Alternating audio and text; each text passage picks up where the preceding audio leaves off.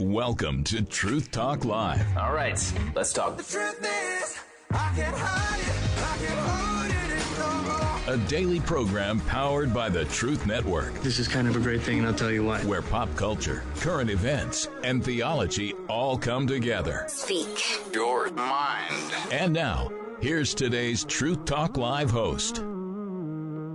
Welcome to Truth Talk Live. This is Russ East, your host, sitting in for Stu Epperson. Today we're going to be on Missions Monday. We're going to be talking to my friend Bill McKeever. Bill McKeever is the Director for Mormonism Research Ministry. And I have a few questions for Bill. Bill, are you there? I am there. How are you doing? Well, I great. guess I'm here. You're there. Yes. We appreciate the ministry God has put on your heart for many, many years now, and that's to reach our friends who are Mormons with the gospel of Jesus Christ. If you have a question for Bill, you can call in at 866-348-7884. That's 866-348-7884.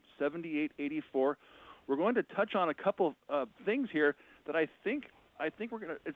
Our listeners are going to find this interesting, and hopefully it will prompt them to want to even more so reach our Mormon friends for Christ. Just pray and open your mouth and ask a question and show them that Jesus is enough. One God, one Bible, one wife. We're going to talk about polygamy a little bit.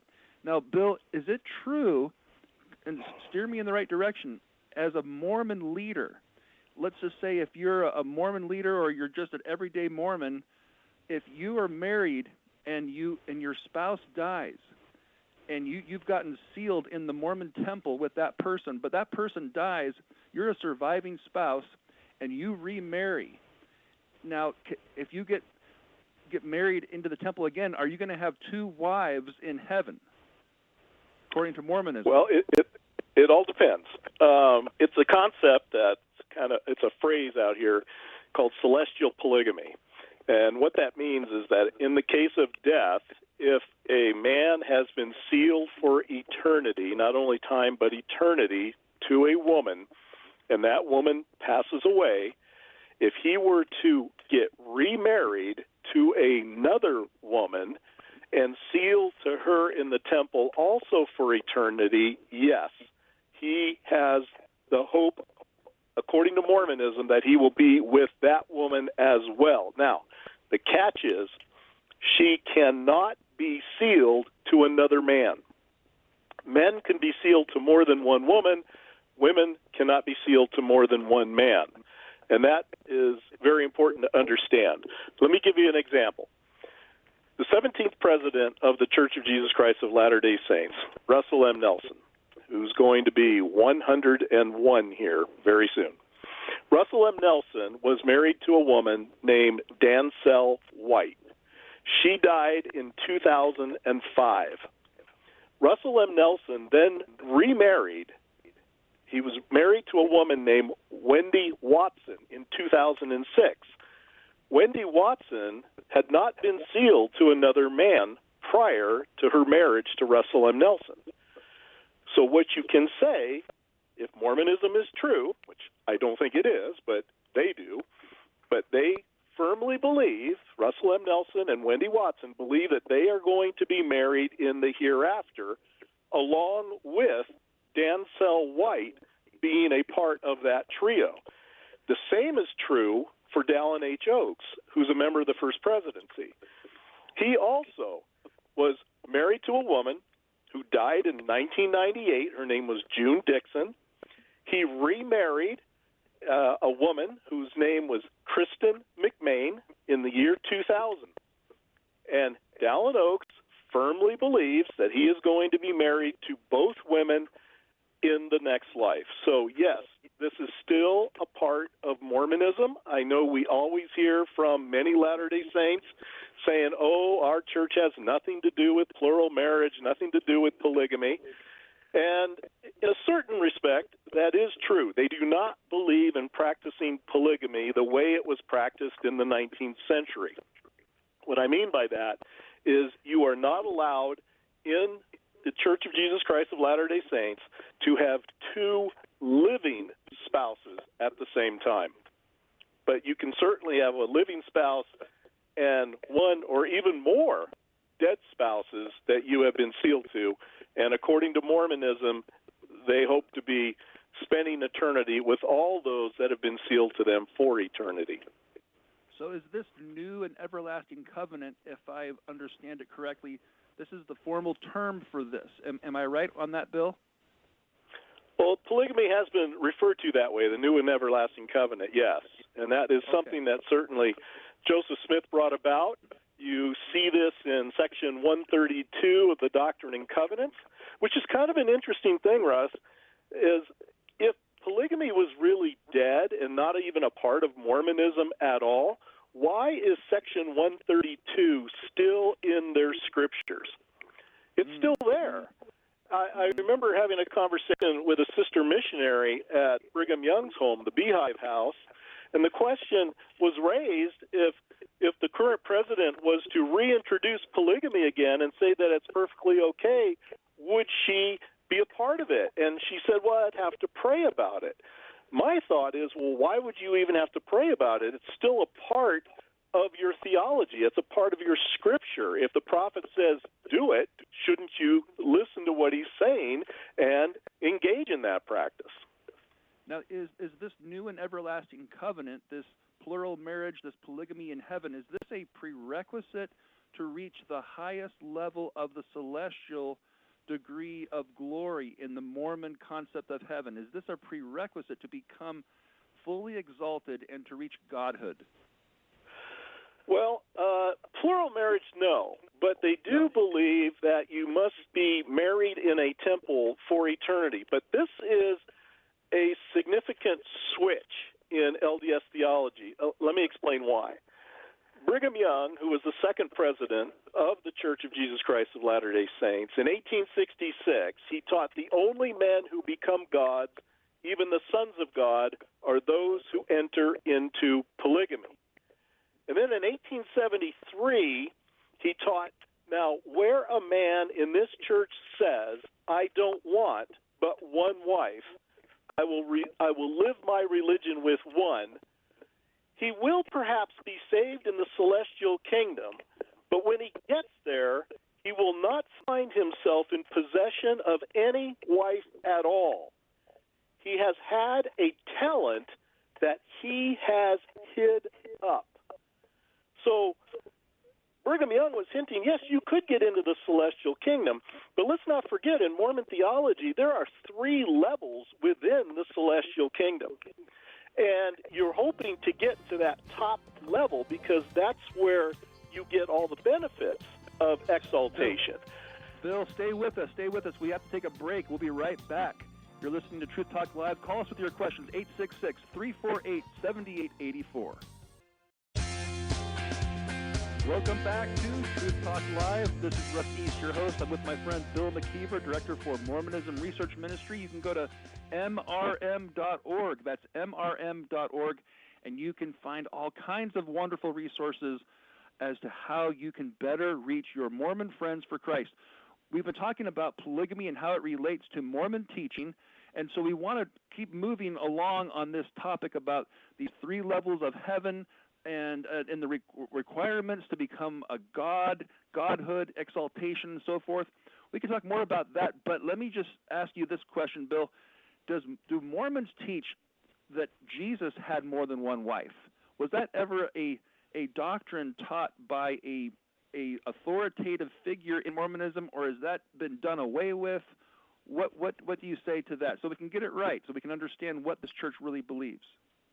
Well, if you were to bring that up to a Latter-day Saint, they would probably respond by saying something, well, there's nothing official that says so. But let's think about it. If plural marriage was necessary for exaltation, why wouldn't Jesus, the Jesus of Mormonism, during his incarnation, his mortality, why wouldn't he practice it? Because Latter-day Saints are told to follow the example of Jesus, and Jesus, of course, lived the law perfectly. If that's really a part of the law, why wouldn't he have done that? Now, I know of at least 2 LDS apostles that did teach that Jesus was, in fact, married during his mortality. One of them was Mormon apostle Orson Hyde, Hyde, Pride. Anyway, this can be found in a set of books called the Journal of Discourses, Volume 4, page 259. There's no date given for this talk, and that's kind of unusual because most of the talks that are listed in the journal are dated. But Orson Hyde said, "It will be borne in mind that once on a time there was a marriage in Cana of Galilee, and on a careful reading of that transaction, it will be discovered that no less a person than Jesus Christ was married on that occasion. If he was never married, his intimacy with Mary and Martha and the other Mary, that would be Mary Magdalene, also whom Jesus loved, must have been highly unbecoming and improper, to say the best of it." Now, Orson Pratt, another Mormon apostle, said one thing is certain, that there were several holy women that greatly loved Jesus, such as Mary, Martha, her sister, and Mary Magdalene. And Jesus greatly loved them and associated with them much. And when he arose from the dead, instead of showing himself to his chosen witnesses, the apostles, he appeared first to these women, or at least to one of them, namely Mary Magdalene. Now, it would be natural for a husband in the resurrection to first appear to his own dear wives and afterwards show himself to his other friends. If all the acts of Jesus were written, we no doubt should learn that these beloved women were his wives. Now, let me address what Orson Hyde said, because he refers to the marriage in Cana of Galilee.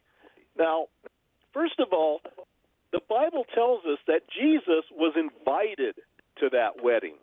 You don't invite the groom to his own wedding.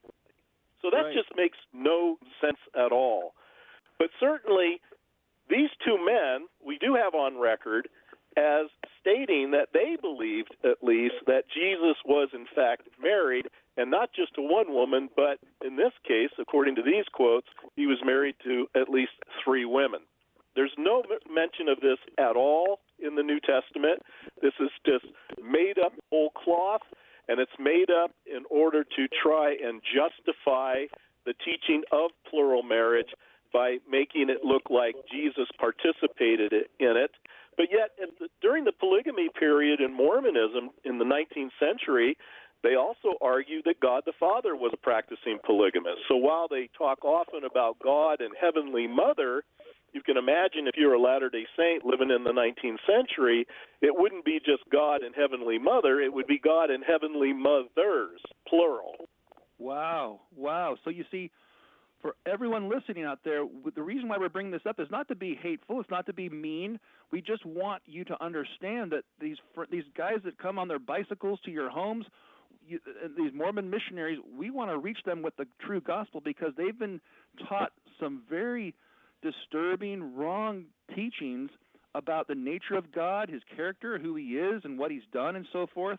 So, right, what Bill just said is that the Father has more than one wife, and so this is all documented, and you can go to mrm.org and you can see where these things are documented.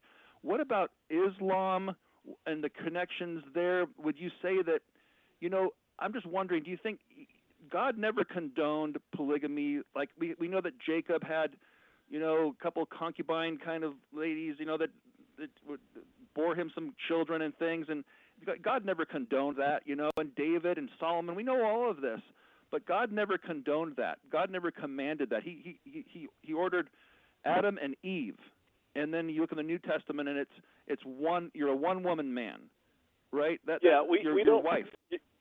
You're correct. We don't really see anywhere in the Bible where God ever commands anyone to practice polygamy. It's more like God tolerated it, but he certainly didn't command it. And yet Joseph Smith claimed he was commanded to practice this teaching. He even tells the story about once when he was doubting whether he should, that God sent an angel with a flaming sword, to convince him that he better do it, or his life was going to be forfeit. Well, that's not unusual that a con man would use an argument like that, and if certainly you don't want to bring any harm to this particular person, you're probably going to do what he says. And so Joseph Smith uses a lot of this manipulation in some cases to convince some of these young women to eventually become one of his plural wives. And the church admits to this day that Joseph Smith had between 30 and 40 plural wives. And then how does this relate also to Islam? In Islam, I remember an article that MRM put out, many wonderful articles, mrm.org, you can find it. But in Islam, is it more of like a reward, kind of like a sensual reward for obeying Allah and so forth? And it's kind of sad and different here with Mormonism, though. It is different. Islam does have a type of a polygamy in the hereafter, marriage in the hereafter.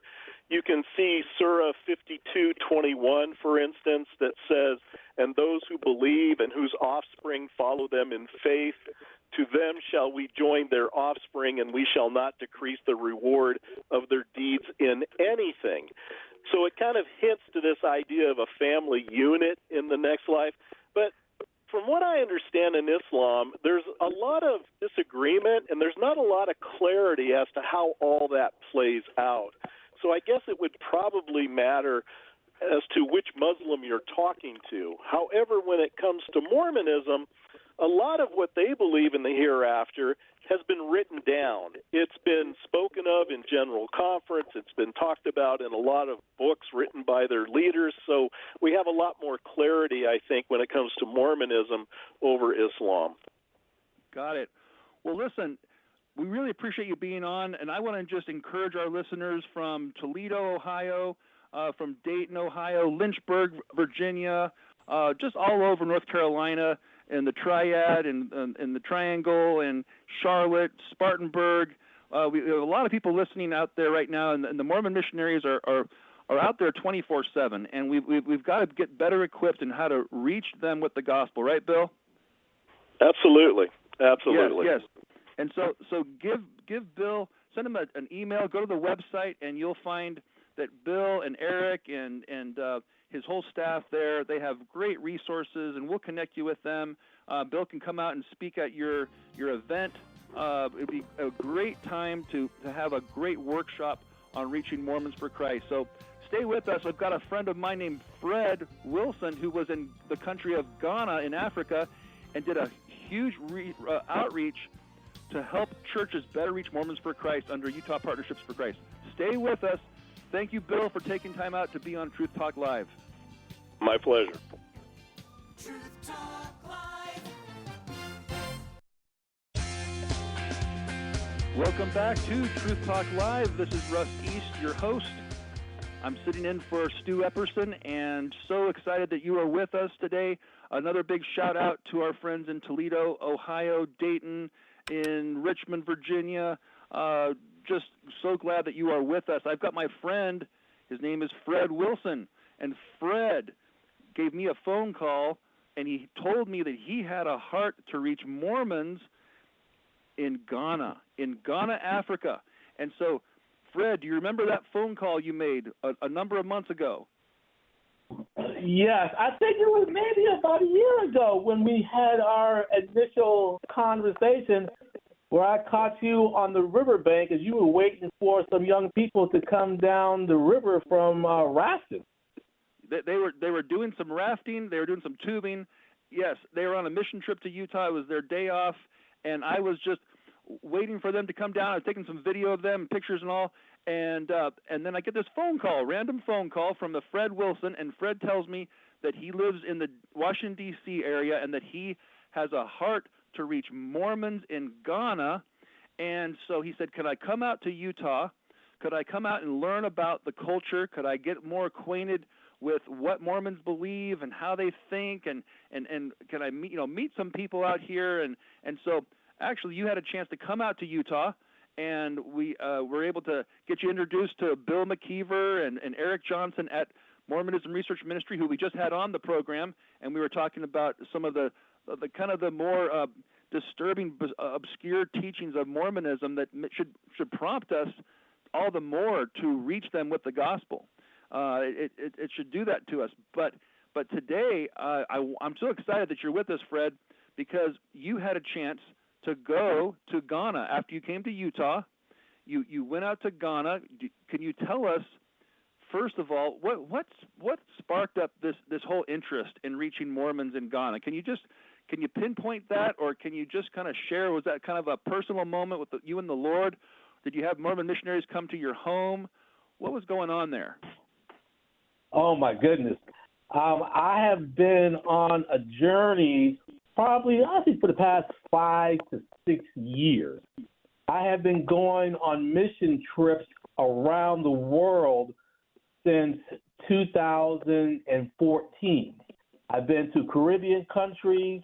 I've been to Mongolia 3 times, and I've been to Ecuador once, and now I've been to Ghana. So as you can see, my travels, my goal is to go to all 7 continents and share the gospel. And when I go to Antarctica, if I have to share the gospel to penguins, I will go ahead and do that. So how it all started, after I returned from one of my mission trips to the Caribbean countries, my wife received the infamous knock on the door. It was 2 young missionaries from the church asking if they wanted to hear the restored gospel. And my wife said that, she would not be interested, but if they come back in a couple of days, my husband will be home, and I'm certain he would be interested in wanting to talk with you. So they came back. I was home, and they knocked on the door, and after they said, did you want to hear more about the restored gospel? I said, yes, please come on in. And that should have been the first warning sign, and this is not going to be your typical appointment. So we came into our living room, and we started having a dialogue. They were sharing with me their information about Joseph Smith, the restored gospel, and I started sharing with them my information about who Jesus was. I thought I was somewhat knowledgeable about, the Bible. And my wife said that we weren't actually having a dialogue. It was more of a debate. And that started me on this journey. And I said, let me find out more about the LDS Church. Growing up, I knew about the LDS Church, and I heard the stories about them. But this time, I said, let me just find out more. And so the more I read, studied, and listened, the more I became intrigued and fascinated. What intrigued me was, how could someone read the same Bible that I'm reading and understand it and come up with a completely different belief? To me, that just didn't make sense. So I had multiple conversations. I was in the ward. I had group meetings and lunches. And it was just something that I always looked forward to doing. And then one day, as I was doing my studying at my home, I said, let me just see where this church is going. Is it spreading throughout the world? So I went on the internet, and I said, let's see if they're in Africa. So I pulled up the map of Africa, and I went to the LDS site, and I saw where churches were being built in Africa. I was like, oh, my goodness. Then I saw where temples were built. And then I saw where more were being planned, and I'm like, oh, my goodness, it's spreading. Now it's in Africa. Someone who is African-American, I'm like, no way. I just can't believe that they're in Africa. So I started praying about it, and I asked, Lord, what is it that you want me to do? And I knew that the Lord was calling me to go to Africa and just share the true Jesus and to share their history. That's when I knew I needed to go to Salt Lake City and get more information. And I couldn't find anyone around that had, any true ministry of sharing the gospel to Mormons, in Africa, let alone in the U.S. We were connected, and then we decided, I knew 2025, let's go to Africa, and let's share the gospel to members of the LDS Church. And that's what we did.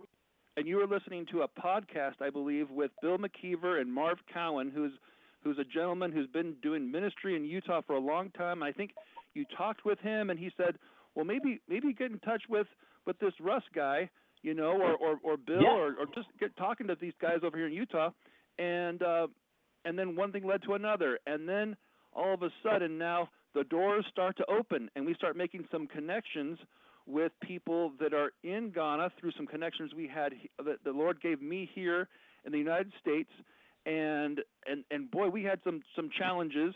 We had some challenges just to get into the country with visas and things like that, and timing of things, and the Lord was good, and we're going to hear more about all of this. But as the days led up to that trip to Ghana, it was a blessing for you to start making those connections, and so we want to start to be thinking now about what that trip was like for you. And then we'll continue talking about it into the end of this segment, and then in the last segment we want to talk about a trip that we are hoping to take in October to Southern Virginia University in the Lynchburg area. So any listeners out there in Lynchburg, listen up, because we want to take some Liberty students or professors or anybody who has a burden to reach Mormons there. But let's talk about Ghana some more. So we got the different itinerary plans put together, and we had workshops. So you took off on a plane and you sailed into Accra, Ghana, and then what were some of your first encounters with people on that first or second day? Can you kind of walk us through that? What was that like? Well, I arrived on a Friday in the morning. I was a little tired, so my first interaction was Friday evening. I woke up and we had a driver. I met him at courtesy of the front desk. His name was Joe, and I shared with him what I was hoping to do. And I shared with him, I wanted to go to the Mormon temple. So he's like, he knew where it was. And I shared with him what our intentions was. And so here we are, Friday evening, driving to the Mormon temple, no appointments, nothing. We get to the gate. They have about an 8-foot automatic gate. He honked his horn, and they let us in. And we went and we found a parking space. And I'm like, all right, Lord, what do I do next? So I got my book bag out, and I just started walking. And I started walking towards the temple itself. And there was 7 people that were exiting the church, and they each had a plastic bag with clothes inside of it. So I knew that they had just finished doing their baptism for the dead.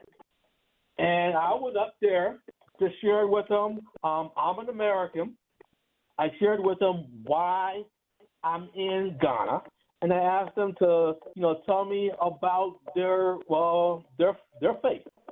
And they shared with me that they were members of the LDS Church. And I asked them, from what I was reading, and I asked them if they were familiar with the history of the church. This was me just trying just to see what they knew. And they weren't that familiar, so I started sharing with them about the history of the Mormon Church and why I, as an African American, had come to Ghana to share with them the truth. Very few of them really understood the history of the priesthood ban. They didn't understand about the curse of Cain. They didn't understand any of those important aspects of the history that growing up in the United States, we knew a little bit about, but from doing my research, I found out a lot more in terms of why there's very few African Americans that are members of this church. As I continue to share, we didn't really get into a heated conversation. One of the women said, I'll never forget, she said, well, I don't know what you talk about. The only thing I know is I have the fullness of the gospel. And then she walked away, and I sort of smiled. But there was one gentleman, his name was Otis. And, of course, coming out from the temple, he had his Melchizedek and Aaronic priesthood. And he said he was interested in learning more. And I asked him, if he would like some literature. And he said yes. So we didn't have any with us. So we went back to the hotel, and then I came back with all this literature and books, and I gave it to him. And he was appreciative. He ended up reading some of the material. And a couple days later, hold that thought, would you, Fred? And stay with us. We have a break. We'll be right back. Here on Truth Talk Live, we're going to hear more from Fred about his trip to Ghana, Africa, reaching Mormons for Christ. Stay with us. Truth Talk Live. Welcome back to Truth Talk Live. It's Russ East, your host. I want to give a special shout-out to our friends in Richmond, Virginia, in Ohio, in Utah, Salt Lake City, Layton, Provo, Ogden, all of our friends in the Raleigh area, Winston, our Truth Talk listener friends and prayer warriors. You're listening to Fred Wilson giving glory to God for how that our friend Kurt Schneid came out to do video later in the trip because we had some delays for his visa. But basically, we've got Fred out there all by himself, and he's connecting with some pastors out there. But I'm going to have him continue to tell about his time at the temple, the Mormon temple, and he reached a man named Otis. Continue on, if you would, Fred, about Otis. Yes.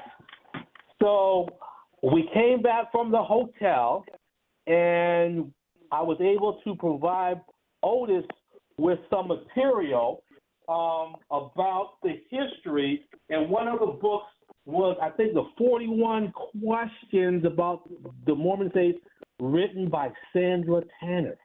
Right. He started reading this material, and I think 2 days later we were able to have a joint conversation with him and another pastor, and we started to go through the information, that was presented, and he started to ask questions. So our goal is to have continuous conversations with Otis and others. And this is how you begin to start bringing forth the truth. I always say the LDS Church, they talk about having the restored gospel, but what we want to do is share the true gospel. And that's right. What God would have for us to do, is to share the true gospel. Amen, amen. And so after that first encounter with a few people there at the Mormon temple, and then I think the Lord opened up some doors for you to meet with a Pastor Eric Wusa. Pastor Eric Wusa. Tell us about the time you had with the believers. They were thirsty. They were wanting that information because they hadn't really been explained. Even the pastors didn't really know the differences between Mormonism and Christianity, because when you go on a map and you look at churches in the Accra area and around that area, it says Christian churches, and those are Mormon churches. And so nobody knows how to really equip them. So tell us, how did that go during your first workshop, your first training seminar? Yeah, the first training workshop went fabulous. We had approximately 5 hours. I never thought that I could talk that long, but we went from the very beginning of who Joseph Smith was, the church, their teaching, and then I explained to them about the 4 statements that the church issued regarding race. One was in 1949, then 1969, then you had the big one in 1978, the New Revelation, and then you had the one from the Gospel Essay. Think about it. What church out there that's had to write 4 statements regarding race the LDS Church has had. So at the conclusion of this presentation, there was more energy about wanting to reach members of this church because they see it growing throughout Africa. And as a result of that, today I had another presentation with the Full Gospel Men's Group as a result of that presentation. So I am energized about people wanting to know the truth, because that's one of the main reasons how the church is spreading throughout Africa, because most people do not understand the history of the church, and let alone their doctrine. So you have 2 big issues that you're trying to inform: the doctrine and their history. And the history of the church, as I share with people, is parallel to the race history that has plagued the United States. It runs parallel. And so when I start to share the same parallels from the LDS Church, they're somewhat surprised. And I especially tell them that the number one issue that has plagued the LDS Church since its inception is race. Then you have to ask yourself, why is that? Why? If we believe in the same God, why is it that they have had this problems with race? And it's because, according to their doctrine, we as African Americans, we were cursed. We were cursed with black skin, and this cursing came from God. It started from the beginning in the premortal world. This is how it all started. And this is what I have shared with them and explained to them why. There should not be, today I was bold, there should not be one LDS church or temple in Africa. Not one. If they knew the history, there should not be one. Let me ask you, Fred. You live in the D.C. area, and you have a passion for this. You have a passion for Christ. If we were given an opportunity to go back to Ghana, would you welcome having, like, say, maybe an informational meeting, and you and I could go to a church in North Carolina or Ohio or wherever this is being heard and listened to right now? Maybe it's on the Truth Network app. You feel like the Lord's leading us to go back to Ghana and to continue to equip Christians here in the U.S. and maybe get some more people to go to Ghana maybe next year? Well, the truth of the matter is, yes. The key, and this is where we as Christians, where we have to be more vigilant. I've been to one country, Ghana. Ghana is between 70 to 80% Christian, and this church is growing. In approximately about maybe 10 or 15 years, there could be another 16 churches, 16 temples, 15 temples built in Africa. In Africa, wow. It's not only in Ghana. They have a temple in Nigeria. They have a temple in South Africa. And it's spreading throughout the continent in the Democratic Republic of Congo. So it's not so much Ghana. We have to go throughout Africa sharing the same information that we're having now. So if we want to have a group of people go, absolutely, let's go. But I'm saying we won't just stop at Ghana. There's more countries where the church is spreading because the members that are joining the church are not aware of their history. What an opportunity that we have here on Mission Monday, here on Truth Talk Live, on this station, to be able to proclaim the Great Commission in such an important area here, like going to Africa. That we want to reach out with grace and truth to our Mormon friends. You got to tell the story about on your last day, I think it was, when Kurt was doing video and you were sharing, and a man came up behind you. You were talking to some Mormon missionaries, right, in Tama. Absolutely. Yeah, tell us about that.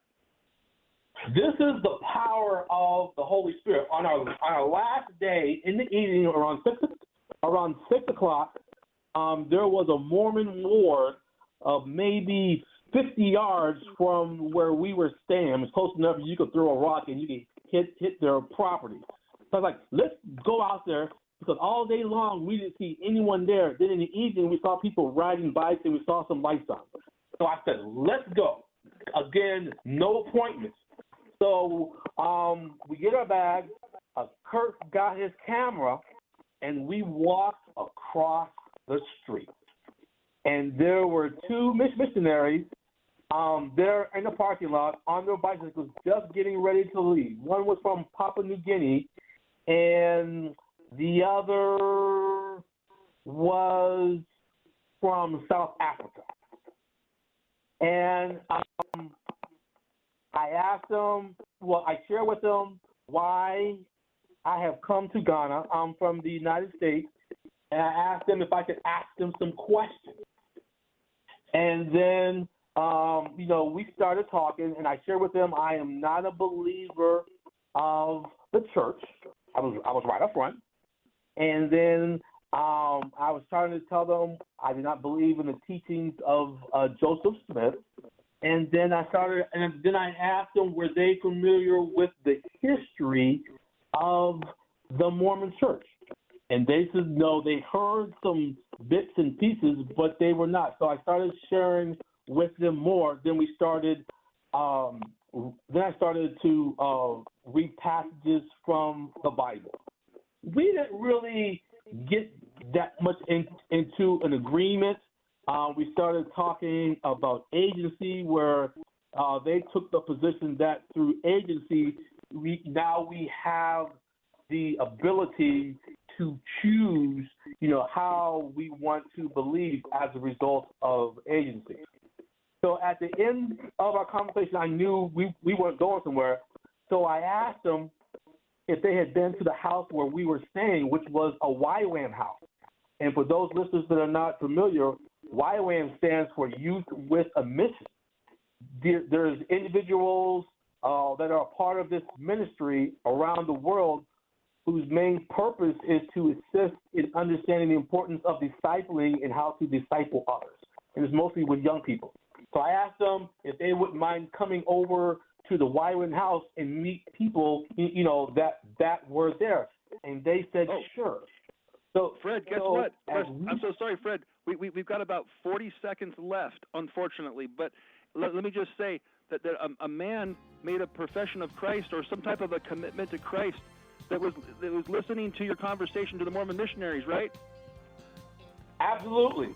He accepted the profession of faith from a Christian and not from hearing the missionaries what they were saying. Praise God. If you'd be interested in going to Ghana or you want to help underwrite our costs, go to UPFC. Go to Google it, Utah Partnerships for Christ. Thank you, Fred.